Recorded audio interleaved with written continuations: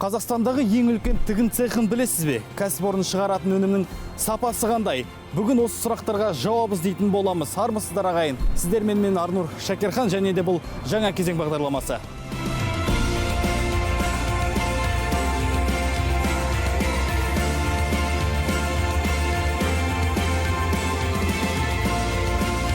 Бүгінде кез келген мемлекетте отандық өнімді қолдап, оны инвестициялау басты тақырып. Қазақстанда жеңіл өнеркәсіп саласы айтарлықтай жақсы нәтиже көрсетіп келеді. Мысалы, Елордада орналасқан Ютария тігін компаниясы отандық брендтің үлгісіне айналды. Мұнда қарапайым халыққа арналған киім-кешектен бастап арнайы киімдерге дейін шығарады. Ауданы 7000 шаршы метрден асатын өндірістік кешен кең ассортиментте 500-ден астам тігін өнімдерін шығарады. Айта кетейік, Ютария тігін фабрикасы Нұр-Сұлтан, Жезқазған, Алматы және Қарағанды қалаларында жұмыс істейді. Ал Елордадағы бас филиалда 500-ге жуық адам еңбек етеді. Өндіріс орнында заманауи қондырғылар орнатылған. Яғни жұмыс бұрынғымен салыстырғанда әлде қайда жеңілдеген. Енді бастадық. Қазақстан ұлттық компанияларының тендерлеріне қатысып, тігумен айналысып жатқанбыз. Ал жалпы түрде, мысалы, Жезқазғандағы фабрика ол Қазақ мыс компаниясының арнайы киімін осы мен көп жылдар қатарынан орындап келе жатыр серіктес болып. Қазақ алтын компаниясына тігеміз. Енді бізде мүмкіншілік көп. Қазіргі таңда бір ауысыммен істеп жатсақ, егер жұмыс көп қамтылсақ, жұмыспен 3 ауысымға да жұмыс істеп, қаншама халыққа жұмыс орнын қамтамасыз етуші едік. Әйел адамдар оның ішінде көбінесе тігін өндірісінде жұмыс жасайтын.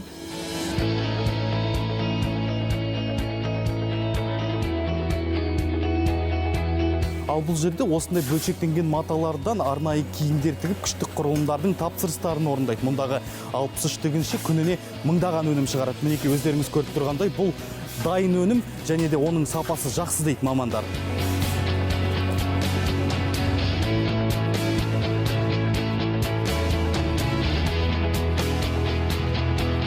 Біздің жұмыс барысымыз, заказдар келеді. Заказды біз раскроный цех бізге киім тігіп пішіп әкеледі. Сол пішілген бұйымды кішкентай бөлшектерден бастап дайын бұйым шыққанша дейін бүкіл процесс, тігін процесі осы цехта өтеді. Үлкен мөлшерде заказдар келеді. Осы Қазақстанның бүкіл компанияларынан. Қазақстан темір жолы бар, Қазмұнайгаз, Атыраудан, Маңғыстаудан, тағы да үлкен қалалардан көп заказдар келеді. Махаббат Сатыбалдина 14 жасынан тігумен айналысады. Шебер осы салаға ғұмырын арнаған. Бала күнінде тігуді анасынан үйреніпті. Бүгінде қолынан күніне 100-деген арнайы киім-кешектер өтеді.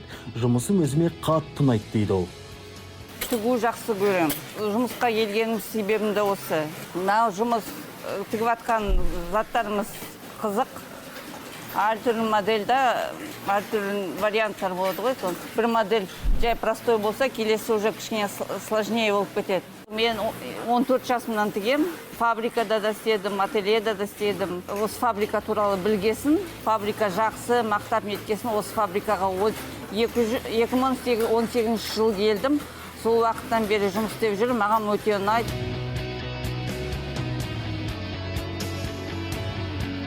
Жұмысым ұнайды. Бұл жаға, костюмның жағасы кәдімгі. Жұмыс істеп атқаныма 4 жылдай болып қалды. Осы жылы 4 жыл болады. Жұмысым өзіме қызық. Себебі өзінің ортам қызық, қыздар осы жердегі. Бұдан басқа көп нәрсе тіге аламын. Футболка өзіме, мысалы үшін, өзім үшін тігемін.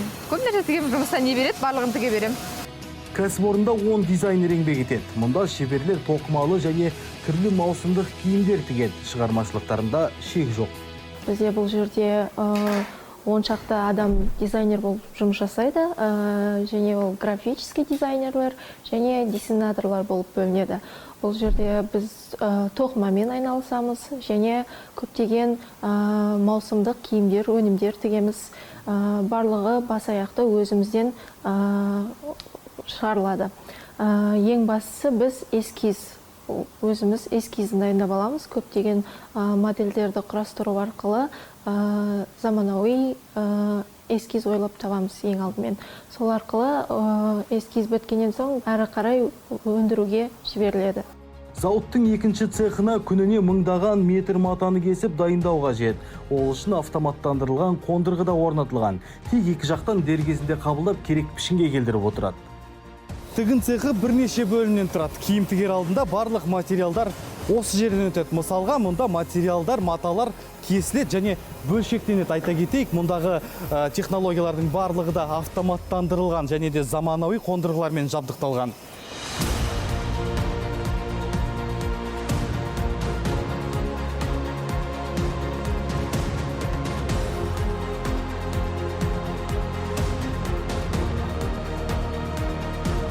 Сәуел келген кезде матаны саламыз, мына балалар құсап матаны саламыз да, сосын оны кесеміз жаңағы қол машинамен. Қол машинамен кескеннен кейін анау ленточный машинаға апарып, уже жөндеп, сол ленточный машинамен кесеміз. Бір күннің ішінде 300 единица жасаймыз. Бізде компьютерный машина бар, сосын ана жерде ленточный аппарат машина кесетін бар. Ровно тек қана. Сосын лекалармен сағанда ол жерде қателес болмайды. Тек қана текстильный бірақ болса, болды. Оны алып бастаймыз. Киім-кешек дайын болған соң арнайы мамандар оның сапасын қарайды. Мүслима Ахметова күніне 500-ге жуық дайын бұйымдарды тексеріп айналымға жібереді.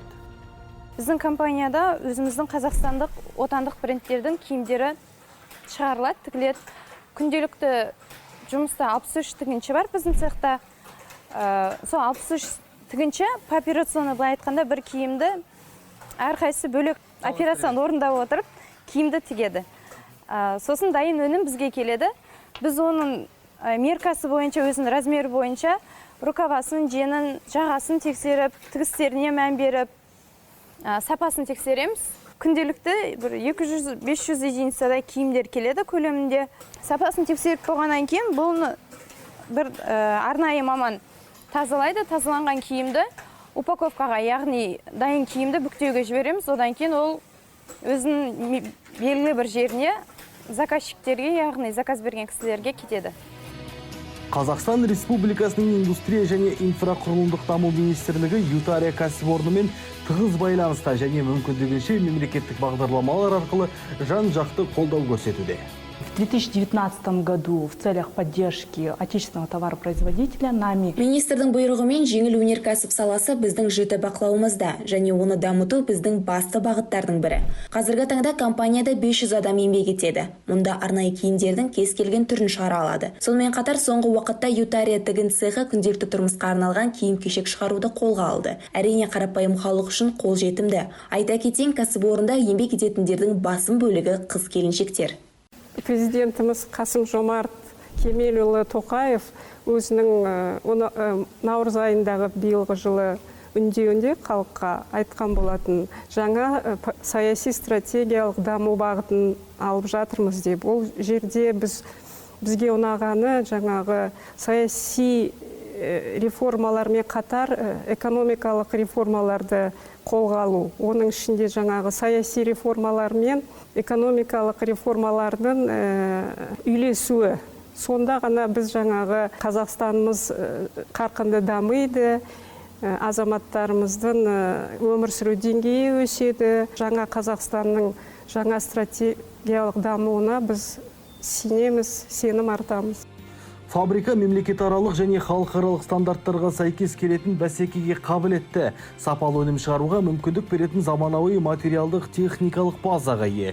Бүкіл өндірістік процесс тапсырысты алудан бастап дайын өнімді тиеуге дейін бір терезе қағидаты бойынша құрылған.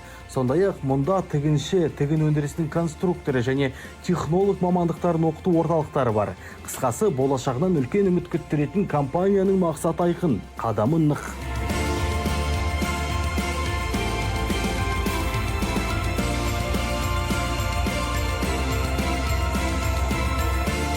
Қазақстандағы ең үлкен тігін цехы осы ағайын. Бүгінгі жаңа кезеңнің кезекті бағдарламасы сіздердің көңілдеріңізден шықты деген сенімдеміз. Сіздермен болған мен Артур Шакирхан, және де келесі кездескенше аман сау болыңыздар.